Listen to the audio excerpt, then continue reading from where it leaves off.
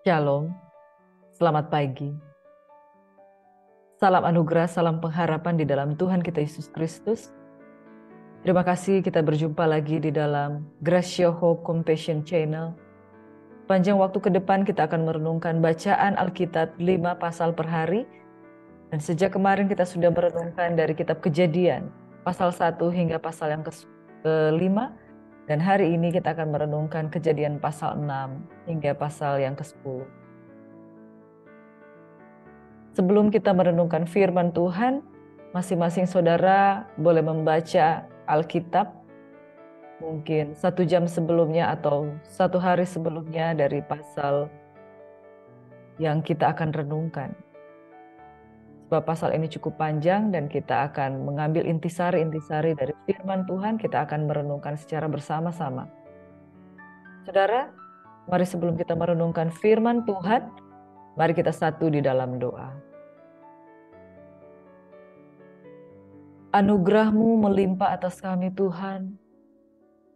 Kami menyembah dan meninggikan Engkau Yesus. Haleluya, haleluya. Kami tidak dapat mengerti firman kalau bukan karena pertolongan, hikmat, takut akan Tuhan dan roh yang berasal daripada-Mu. Sebab itu kami berseru kepada-Mu Tuhan pagi hari ini. Kami mau makan dari makanan rohani. Engkau berikan dari dalam kehidupan kami. Kami mau menikmati firman Tuhan daripada-Mu Tuhan.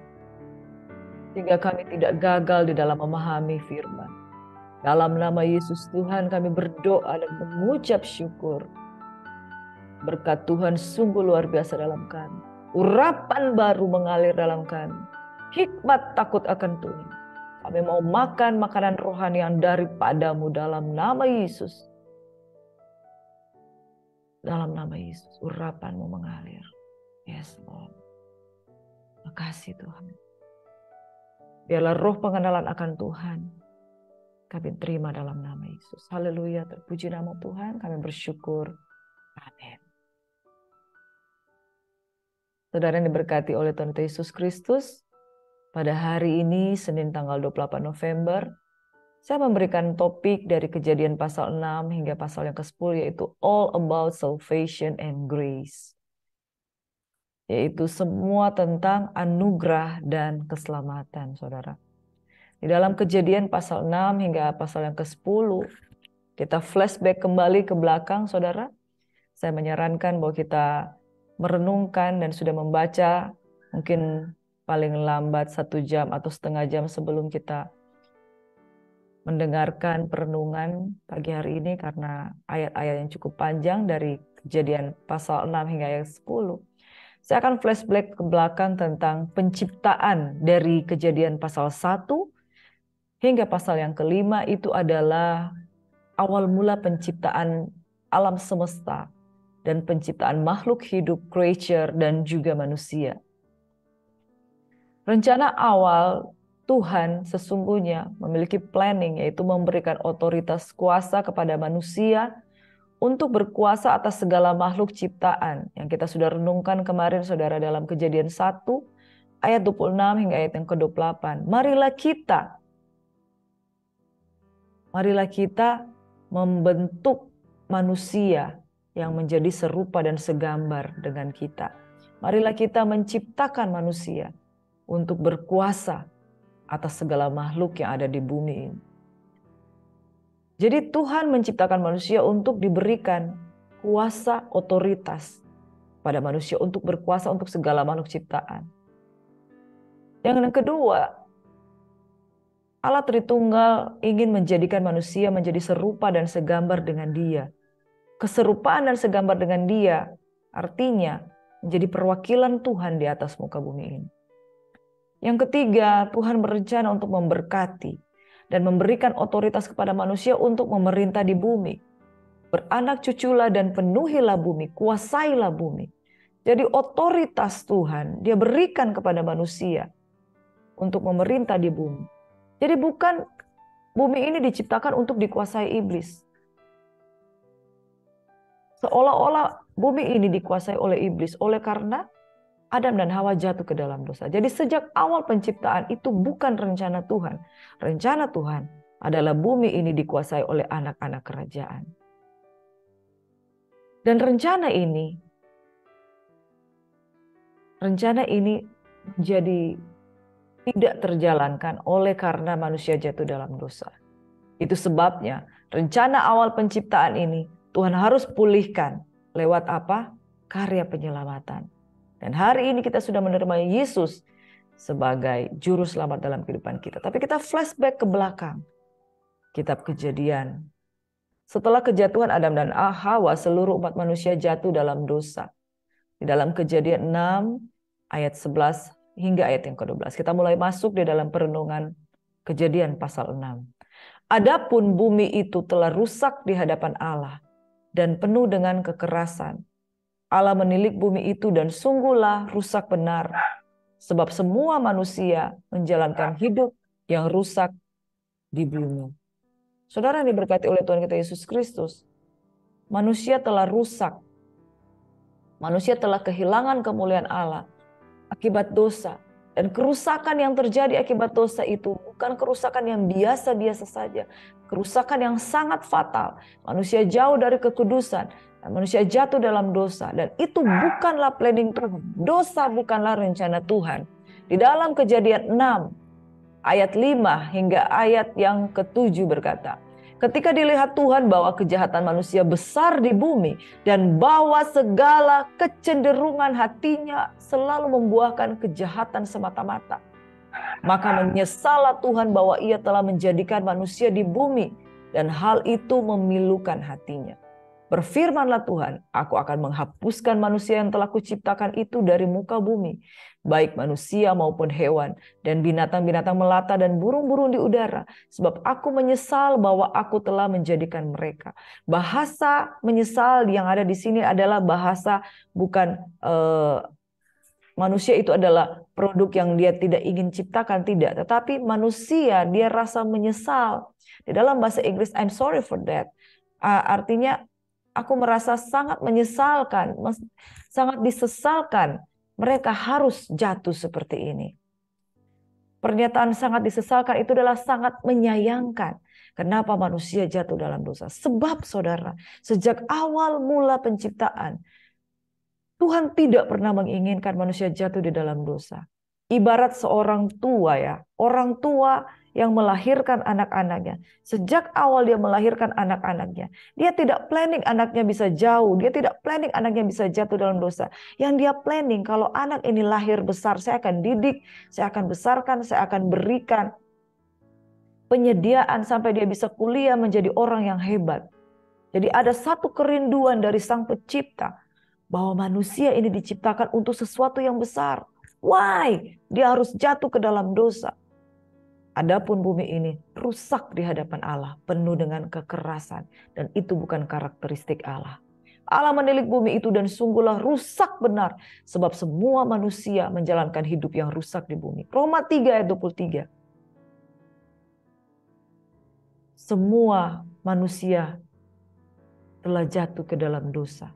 Dan telah kehilangan kemuliaan Allah. Dan akibat dosa, upah dosa adalah maut, saudara. Tuhan tidak mau. Tuhan tidak mau umatnya jatuh ke dalam jurang maut.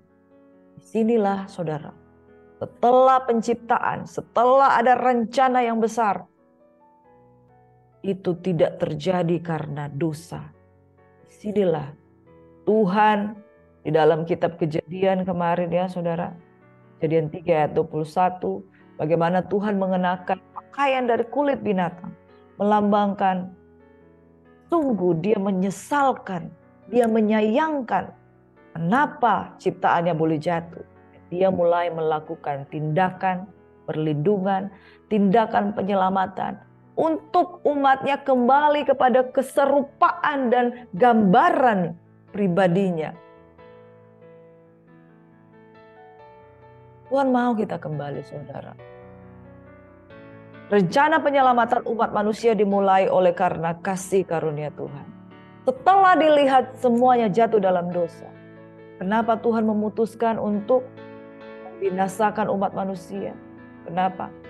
Supaya dia akan menunjukkan kepada dunia bahwa dosa itu membinasakan dan dosa itu pasti akan dihakimi. Sebabnya dia mencari orang dia pakai, yaitu Nabi Nuh, untuk membangun sebuah bahtera. Saya akan memberikan kupasan ringkasan secara singkat tentang kitab Kejadian 6 hingga Kejadian yang ke-10. Ada beberapa bagian dalam kitab Kejadian. Dua bagian utama. Yang pertama yaitu di dalam kitab Kejadian 6 hingga Kejadian yang ke-8 ayat 19. Firman Tuhan menyampaikan di sini bahwa ada air bah. Air bah sebagai hukuman Allah atas peradaban purba pada manusia ciptaan pada waktu itu. Kejadian 6 hingga Kejadian 8 ayat 19. Di situ terbagi di dalam 3 pokok bagian, yaitu ada kebejatan universal atau dosa secara menyeluruh. Dosa yang menguasai banyak umat manusia, bahkan seluruh umat manusia. Tapi di tengah-tengah kebejatan universal, ada satu keluarga yang beroleh kasih karunia Tuhan. Bukan sekedar beroleh kasih karunia Tuhan, tetapi dia hidup benar, tak bercacat, tak bercela. Dia hidup bergaul dengan Allah, dan dia hidup di dalam pengenalan akan Tuhan. Ada satu keluarga, yaitu keluarga Nabi Nuh. Di tengah-tengah kebejatan universal di dalam Kejadian 6 hingga Kejadian ayat 1 sampai ayat 12, Kejadian 6, saudara. Ada Nabi Nuh. Itu sebabnya Tuhan memanggil Nuh. Lalu Nuh dipakai untuk mempersiapkan, untuk menyelamatkan kaum sisa yang benar. Jadi seluruh umat manusia yang jatuh di dalam kebejatan moral, saudara. Ada satu keluarga yang tersisa. Dan dari satu keluarga yang tersisa ini, Tuhan bermaksud memelihara bangsa yang akan lahir dari keturunan Nabi Nuh untuk menjadi sisa kaum yang benar. Sebab dari keturunan Nuh akan menjadi cikal bakal keturunan Sang Juru Selamat. Poin yang ketiga, saudara. Dari kitab Kejadian 7 ayat 1 hingga Kejadian 8 ayat 19. Di sini perintah Tuhan mengenai bahtera dan air bah. Di sini perintah Tuhan bagaimana engkau harus membangun dari kayu gofir, bagaimana berapa hasta engkau harus bangun, berapa lebar, berapa panjang, dan bagaimana cara-cara membangun bahtera. Itu petunjuk-petunjuk yang Tuhan berikan bagi Nabi Nuh, dia berserta dengan anak-anaknya. Pada umur berapa Nabi Nuh menerima tugas untuk membangun bahtera? Kurang lebih di usia 400-an tahun. Dan diduga bahwa ada banyak tafsiran berapa lama bahtera Nuh ini dibangun. Ada yang bilang 400 tahun, ada yang bilang 120 tahun, ada yang bilang 80 tahun. Alkitab tidak secara jelas mencatat, tapi secara tersirat tafsiran yang paling banyak diakui adalah itu sekitar 80 hingga 120 tahun. Sebab anak-anak Nabi Nuh itu diduga sekitar 100-an tahun. Dan ketika air bah terjadi di umur 600 tahun, jadi diduga bahwa sekitar 80 sampai 120 tahun. Tidak dicatat secara pasti di dalam Alkitab. Lalu setelah bahtera itu jadi, saudara. Sebelum bahtera itu jadi, Nabi Nuh sudah menyampaikan. Sudah memberitakan Injil kepada orang-orang yang ada di sana. Bertobatlah. Karena Tuhan sudah menyiapkan bahtera untuk menyelamatkan orang-orang yang mau selamat. Tetapi tidak ada yang bertobat pada waktu itu. Ketika bahtera dibangun, saudara, mungkin orang-orang yang pada waktu itu menertawakan, kamu kenapa membuat bahtera yang begitu besar di atas bukit? Di sini tidak ada air. Tapi Nuh tetap taat dan setia. Mungkin dikatakan kamu orang gila, membuat bahtera yang begitu besar, seolah-olah akan datang air, tapi tidak pernah ada air di sini. Perkataan Nuh tidak didengar. Itu sebabnya ketika bahtera itu jadi, Tuhan katakan, bawa masuk hewan ternak berpasang-pasangan. Setelah masuk seluruhnya, Nuh dan anak-anak. Anak-anaknya suami istri, dan juga dia beserta dengan istrinya. Mereka 8 orang yang memutuskan untuk taat. Nuh dan seisi keluarganya diselamatkan. Jadi saudara, jikalau ada satu orang yang taat dengan Tuhan, pastikan seluruh isi keluargamu selamat. Karena pada waktu Nabi Nuh membangun bahtera, orang-orang tidak mau mendengar dia. Berapa banyak saudara, ketika berita Injil disampaikan, ada banyak orang-orang yang tidak percaya dan merasa hidupnya akan panjang, hidupnya akan lama. Padahal waktunya Tuhan, ini saatnya sebanyak-banyaknya orang masuk di dalam bahtera keselamatan. Karena penghakiman itu akan terjadi saudara, dan tidak akan berlambat-lambat. Bagian yang ketiga dari poin yang pertama, yaitu perintah Tuhan mengenai bahtera dan air bah. 40 hari hujan, 40 hari air bah menutupi bumi. Lalu setelah air naik, maka seluruh creature, makhluk hidup, bahkan umat manusia, peradaban yang berdosa itu tenggelam oleh karena air bah. Dan air ini mulai surut dalam waktu kurang lebih 150 hari. Poin yang kedua yaitu permulaan baru bagi manusia. Dari kitab Kejadian 8 hingga Kejadian yang ke-11, kita renungkan hari ini hanya dengan Kejadian 10. Kejadian 8 dan seterusnya sampai 10, itu Tuhan berbicara tentang keturunan Nuh, dan khususnya keturunan Sem. Siapa itu Sem? Keturunan yang kalau dari garis keturunannya dia melahirkan Eber. Di sana bukan cuma ada Eber, tapi juga ada Asyur, ada Aram. Yang bangsa-bangsa ini terpecah menjadi bangsa-bangsa yang berperang satu dengan yang lain. Tapi garis keturunan itu turun dari anak Sem, yaitu Eber, yang kemudian dikenal sebagai bapak orang Ibrani. Saudara, demikian intisari dari kitab Kejadian 6 sampai 10. Ini poin-poin yang sudah saya jelaskan, saudara boleh baca kembali dalam Kejadian pasal 6 sampai 10. Bahwa yang pertama air bah menceritakan hukuman Allah atas peradaban purba. Kejadian 6 hingga ayat 1 hingga ayat yang ke-12 berbicara tentang kejahatan secara universal. Yang berikutnya dalam Kejadian 6 ayat 9 hingga 22. Nuh dipersiapkan untuk menyelamatkan kaum sisa yang benar. Bagi orang yang percaya dia boleh masuk ke bahtera. Bagi orang yang tidak percaya dia tinggal di luar bahtera. Dan ternyata lebih banyak orang yang tidak percaya sehingga mereka binasa. Yang ketiga yaitu perintah Tuhan mengenai bahtera, bagaimana cara membuatnya. Dan selanjutnya air bah turun. Dan terbukti bahwa Tuhan tidak pernah berdusta. Penghakiman itu ada saudara. Kalau hari ini engkau berpikir engkau akan baik-baik saja, jangan salah. Seluruh dosa-dosa kita tercatat. Malaikat Tuhan mencatat dosa-dosa kita. Dan pada waktunya penghakiman itu akan terjadi, kita akan dibinasakan. Hari ini masuk dalam bahtera keselamatan. 40 hari hujan, 40 hari air bah menutupi bumi. Lalu surut dalam waktu 150 hari saudara. Selanjutnya, setelah penghukuman orang berdosa, ada permulaan baru bagi umat manusia. Saudara, Tuhan punya maksud.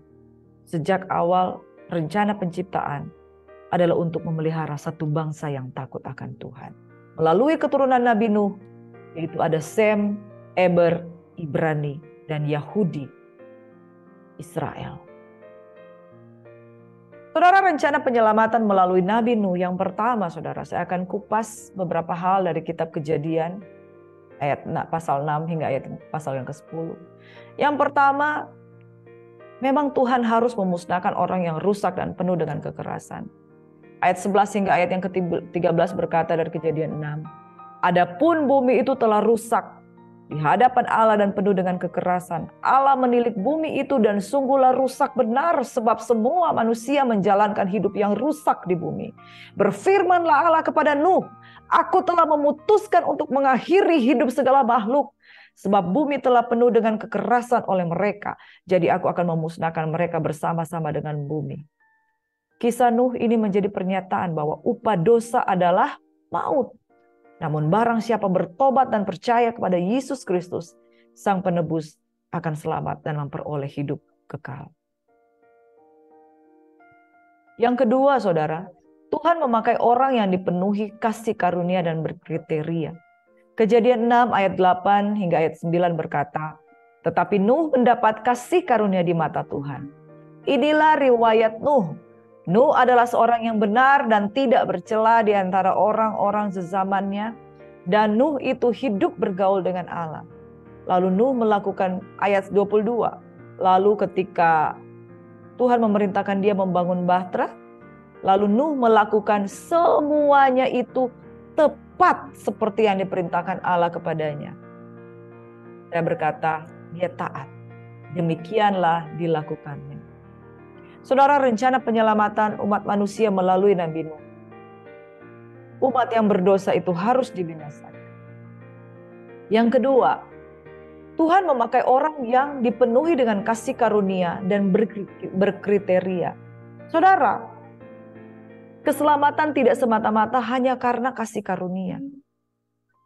Tapi ada sebuah kriteria yang Tuhan cari dari setiap orang. Saudara, semua orang telah berdosa dan telah kehilangan kemuliaan Allah, benar. Tapi ada suatu kualitas di dalam diri orang yang berdosa ini yang perlu ada, yaitu dia harus menyadari tentang Tuhan.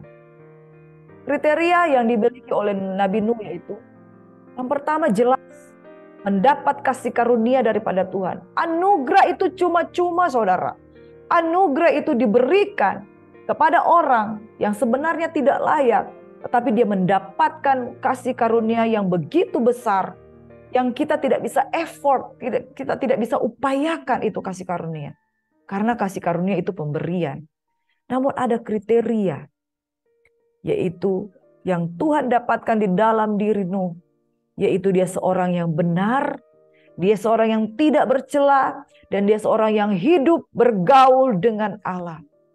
Saudara, saya pernah mengalami kejatuhan di dalam dosa. Saya pernah mengalami kehilangan integritas. Saya pernah mengalami kehilangan bagaimana sikap-sikap yang baik dalam diri saya. Tetapi Tuhan meninggalkan benih, atau saya tetap menjaga sebuah benih di dalam diri saya untuk tetap punya kerinduan untuk mencintai Tuhan.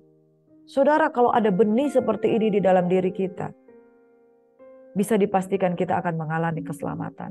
Kenapa? Kita tidak biarkan kita betul-betul dikuasai oleh kejahatan. Karena ada satu integriti yang Tuhan tinggalkan di dalam diri kita untuk berkata, God, saya tahu saya salah. Saya tahu saya berdosa. Tapi dalam diri saya ingin hidup benar dengan Engkau Tuhan. Saya ingin melakukan apa yang baik. Saudara, semua orang telah berdosa dan telah kehilangan kemuliaan Allah. Tetapi di dalam diri kita ada sebuah hayat yang ingin hidup benar. Ada sebuah hayat yang ingin hidup kudus. Ada sebuah hayat yang ingin meninggalkan dosa. Ada sebuah hayat, ada sebuah tabiat yang ingin kembali kepada penciptanya.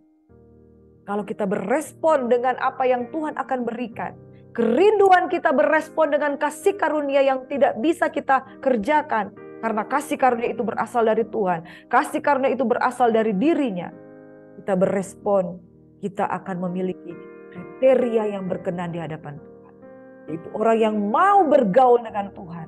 Dan mau hidup benar dan mau hidup tidak bercela. Respon dengan kasih karunia. Inilah orang yang berkriteria itu akan tercipta. Semua orang telah berdosa dan telah memiliki hayat dosa. Tetapi semua orang juga memiliki hayat Kristus. Hayat ilahi di dalam diri. Oleh sebab itu, pertahankan kehidupanmu yang ingin bergaul dengan Tuhan. Pada saat engkau berkata, Tuhan aku mau tuh. Tuhan aku mau hidup dalam kasih karunia-Mu. Engkau akan hidup menjadi orang seperti Nabi Nuh yang menyambut kasih karunia Tuhan. Saudara, ketika hayat Kristus kita hidupkan, hayat ilahi kita hidupkan, maka semua perintah Tuhan itu pasti kita akan responi, kita akan dengarkan. Dan orang yang bergaul dengan Tuhan akan mengenal firman Tuhan. Orang yang bergaul dengan Tuhan akan mengenal tujuan penciptaan. Orang yang bergaul dengan Tuhan akan mengenal kehendak kudusnya Tuhan. Sehingga dia tidak berbantah-bantahan untuk taat. Tuhan hanya memakai orang yang berkriteria.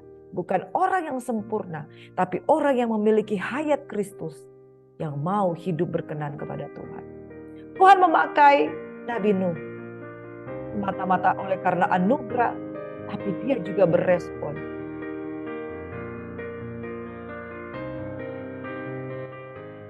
Tidak didapati manusia yang lain seperti Nabi Nuh. Tetapi bukan tidak ada orang yang mau hidup benar. Hari ini saudara, mungkin engkau adalah satu-satunya di tengah keluargamu. Satu orang diselamatkan, seluruh keluarga diselamatkan. Satu orang Nabi Nuh, Tuhan bicara dalam dirinya. Dia taat dan dia sampaikan kepada istrinya. Dia sampaikan kepada 3 anaknya, Sem, Ham, dan Yafet. Maka mereka bersama istrinya, mereka juga taat membangun bahtera, saudara. Di layar belakang kita melihat sebuah ilustrasi gambar. Seorang yang berumur 500-an tahun, 400-an tahun. Bergumul untuk membangun sebuah rencana Tuhan. Yang ditertawakan oleh seluruh dunia. Tapi dia tetap taat dan melakukan tepat seperti yang diperintahkan Allah. Hari ini, kalau engkau ditertawakan karena imanmu, jangan khawatir, jangan takut. Kesetiaan dengan Tuhan, satu saat nanti akan ada upahnya.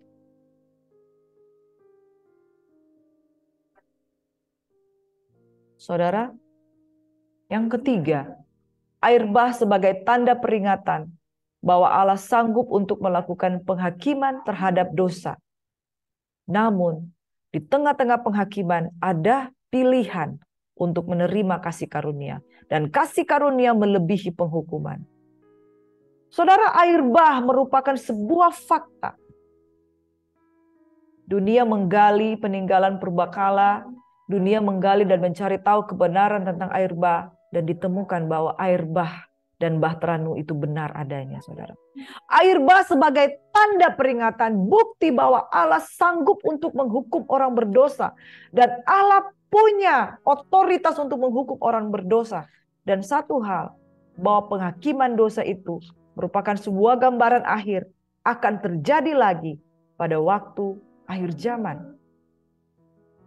Jikalau dulu Tuhan pernah mengirimkan air bah sebagai penghukuman bagi dosa, di akhir zaman akan lebih lagi penghukuman bagi orang yang berdosa.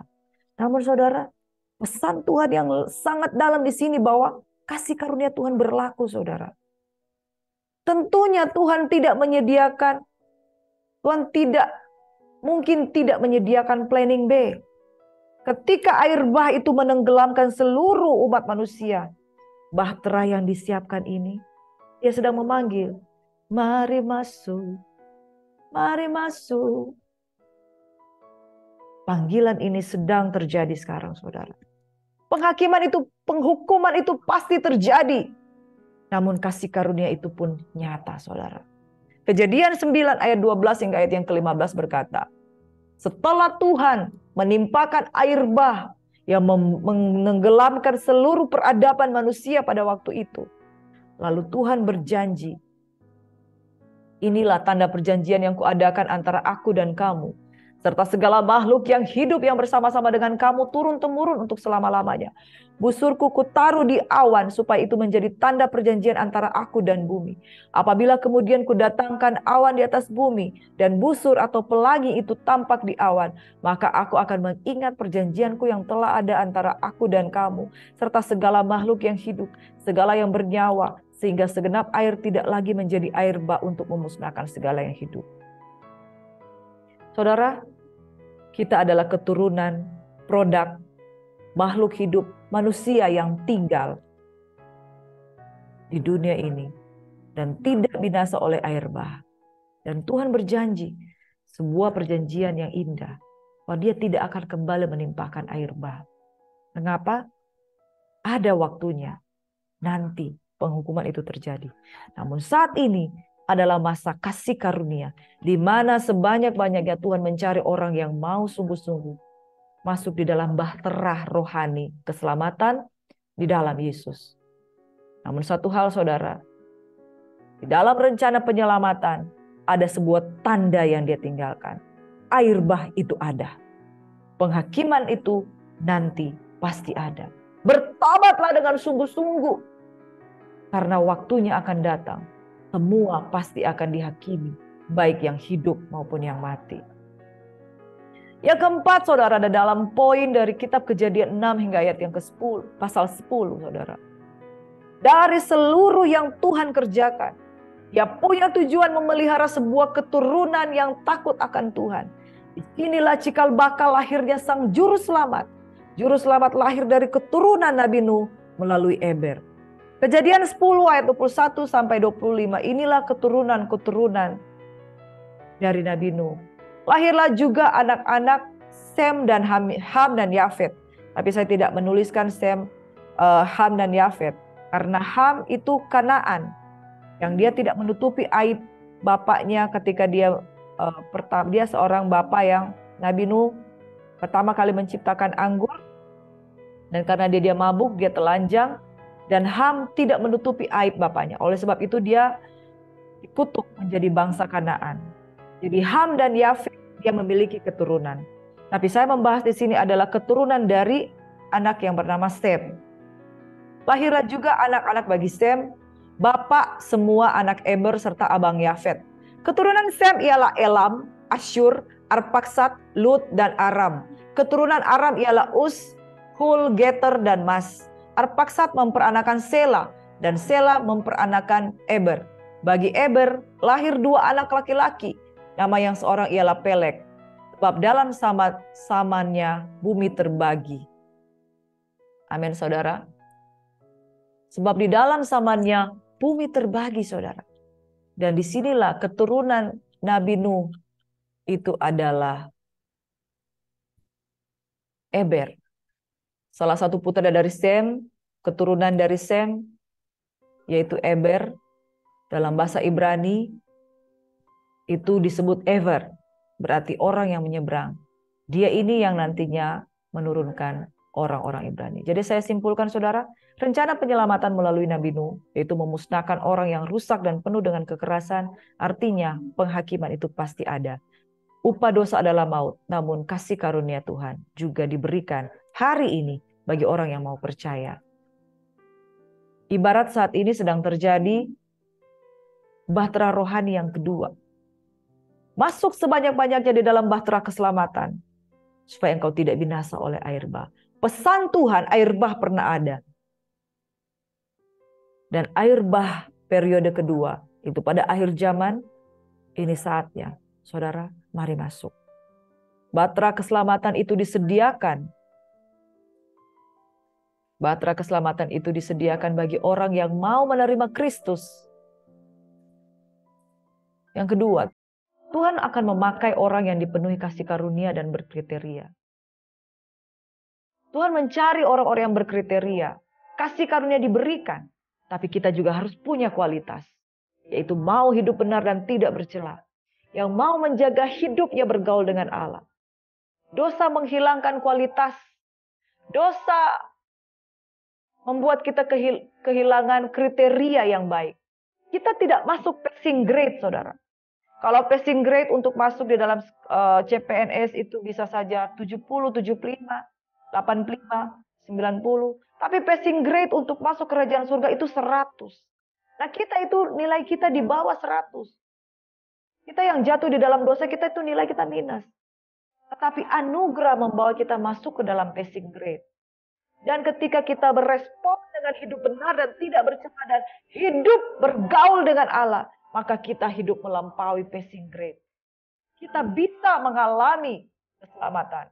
Apalagi kalau kita taat, passing grade itu pasti lewat, pasti lulus, pasti masuk di dalam bahtera keselamatan, saudara. Saudara diberkati oleh Tuhan kita Yesus Kristus. Jangan salah. Tuhan mencari orang yang berkriteria. Itu sebabnya kasih karunia bersambut. Dari pihak Allah kasih karunia. Dari pihak kita. Orang yang mau hidup benar dan tidak bercela. Yang hidup bergaul dengan Allah. Dan taat. Hidup benar. Bergaul dengan Allah. Taat. Kasih karunia itu akan berlaku dalam hidup. Yang ketiga, air bah sebagai tanda peringatan. Namun kasih karunia melebihi penghukuman. Sambut kasih karunia Tuhan. Saudara, sambut perjanjian baru dengan Tuhan. Tuhan menyediakan keselamatan dalam hidup kita. Yang keempat, Tuhan memelihara sebuah keturunan yang takut akan Tuhan. Cikal bakal lahirnya juru selamat lahir dari keturunan Eber. Saudara, ada legacy. Ada warisan iman untuk meneruskan hidup takut akan Tuhan. Dalam dirimu dan di dalam diri kita. Selamatkan keluargamu. Sampaikan kebenaran. Jangan biarkan anak-anakmu binasa.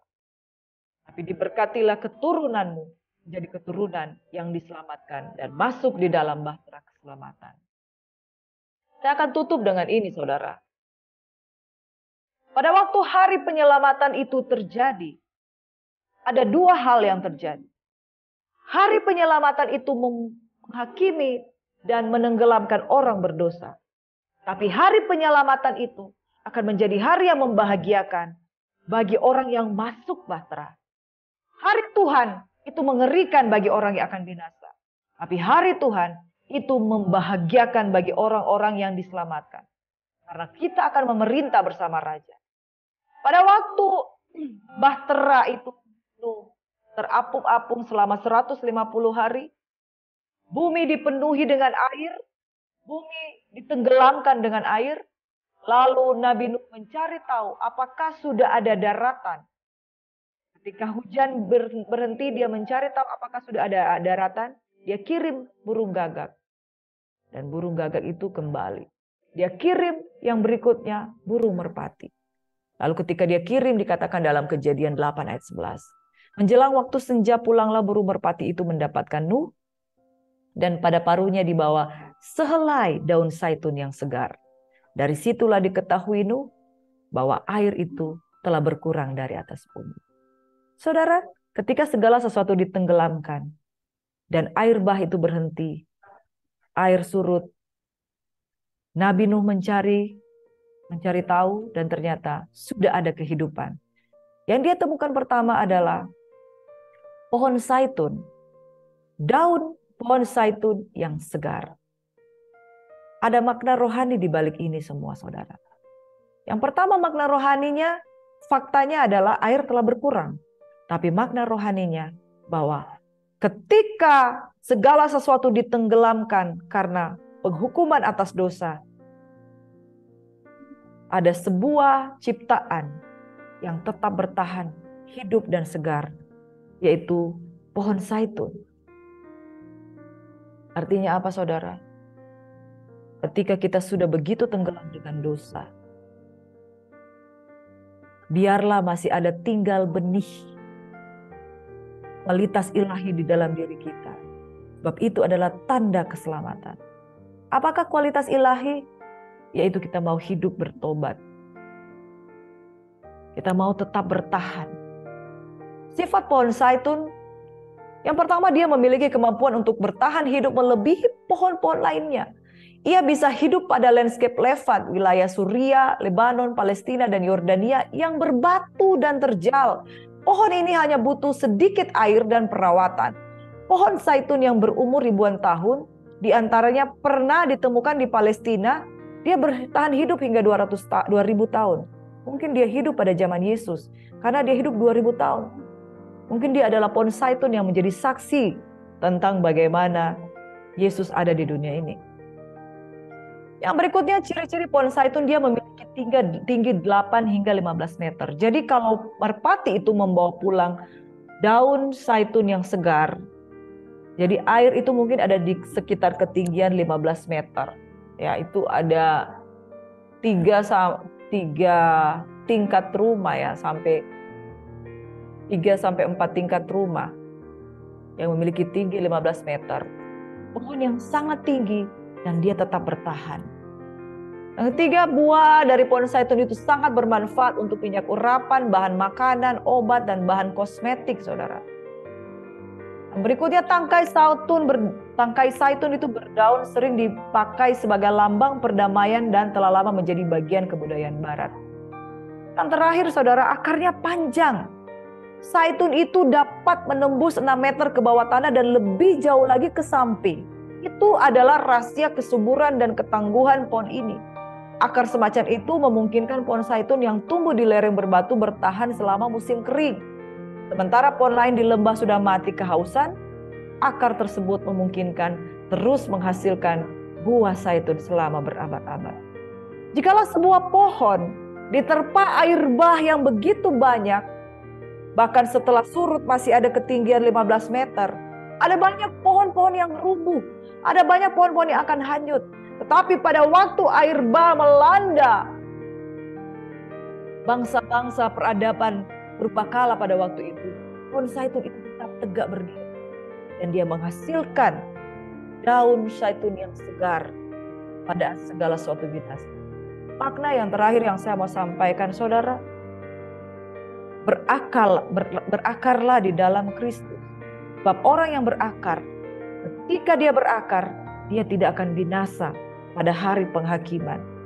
Berakarlah kuat sampai pada kedalaman, sehingga engkau tidak begitu goyah, tidak mudah goyah oleh goncangan yang terjadi. Dan kasih karunia Tuhan berlaku bagi orang yang menyisakan benih kehidupan dalam dirinya. Hari ini mungkin engkau telah, betapa dalamnya engkau telah jatuh. Tapi siapa tahu masih ada kehidupan, kesadaran akan dosa. Hari ini ketika engkau membaca dan merenungkan firman Tuhan tentang kasih karunia, mari kita berespon. Perenungan saudara yang terakhir. Dunia sedang hanyut dalam keduniawian dan dosa. Maukah saudara menerima kasih karunia Tuhan? Untuk apa? Hidup tidak bercela, serta mau bergaul dengan Dia. Kasih karunia tidak disia-siakan. Kasih karunia bukan untuk kita sia-siakan, tapi kita responi dengan hidup tidak bercela serta mau bergaul dengan Dia. Maukah engkau, saudara? Dan yang kedua, jika Yesus datang pada kali yang kedua, apakah masih didapatinya iman dalam hidupmu? Seperti pohon zaitun yang tetap hidup walau diterjang oleh air bah keduniawian dosa, karena masih ada benih iman di dalam dirinya. Yang ketiga, maukah kita dipakai Tuhan seperti Nuh? Tuhan tidak mencari orang yang sempurna, tapi Tuhan mencari orang yang dengan kriteria taat untuk melakukan kehendak Tuhan. Mari berdoa, saudara. Kasih karunia Tuhan turun pada pagi hari ini. Mungkin engkau telah kehilangan kualitas dalam dirimu.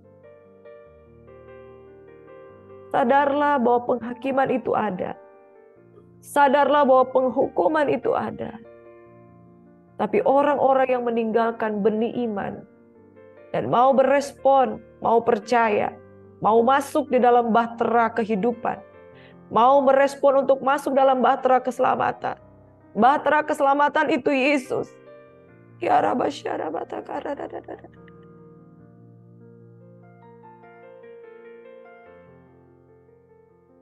Saudara, mari renungkan firman Tuhan. Ketika segala sesuatu sedang dibinasakan, itu bukan rencana Tuhan untuk membinasakan. Rencana Tuhan yang terbaik adalah masuk dalam bahtera. Saudara, saya pernah mengalami kehilangan integritas karena saya memiliki kualitas manusia berdosa. Tapi saya punya esensi hati nurani yang tetap muncul dalam diri saya. God, I want to survive.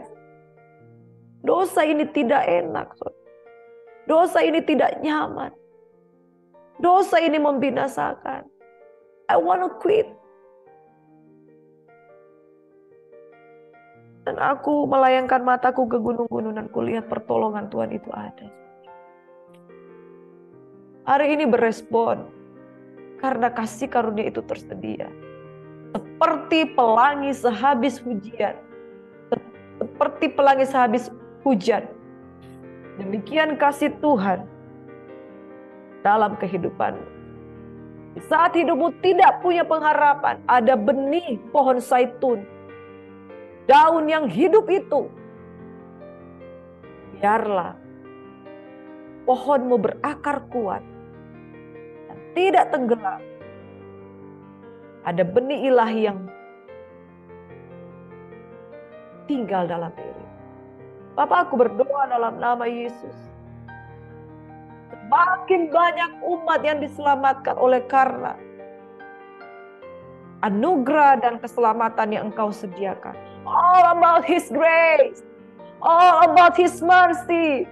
All about His kindness. Dia harus membinasakan dosa. Tapi dia juga punya planning B. Keselamatan dalam Yesus Kristus. Let's worship Jesus. Thank you, Lord. Kami bersyukur buat keselamatan dan anugerah yang Kau berikan. Kalau bukan karena Tuhan, kami binasa. Kalau bukan karena Kristus, kami binasa. Syukur kepada Tuhan. Hari ini kami dikuatkan. Kami dipulihkan. Kami lebih daripada pemenang. Di dalam nama Yesus Tuhan, kami berespon terhadap firman Tuhan. Biarlah benih ilahi yang ada dalam diri kami itu bertumbuh, berakar kuat, masuk pada kedalaman, sehingga kami tidak mudah goyah oleh bahtera. Kami tetap diselamatkan. Berkati setiap umat-Mu yang membutuhkan anugerah Tuhan.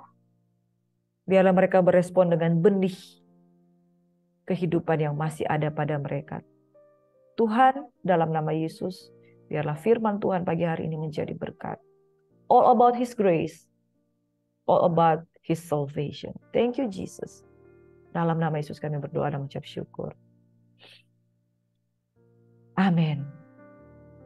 Shalom, selamat pagi saudara yang diberkati oleh Tuhan kita Yesus Kristus. Biarlah anugerah Tuhan menyelamatkan kita. Sepanjang hari ini kita diberkati. Salam anugerah, salam pengharapan, salam di dalam kasih Tuhan kita Yesus Kristus. Shalom, selamat beraktivitas. Happy Monday.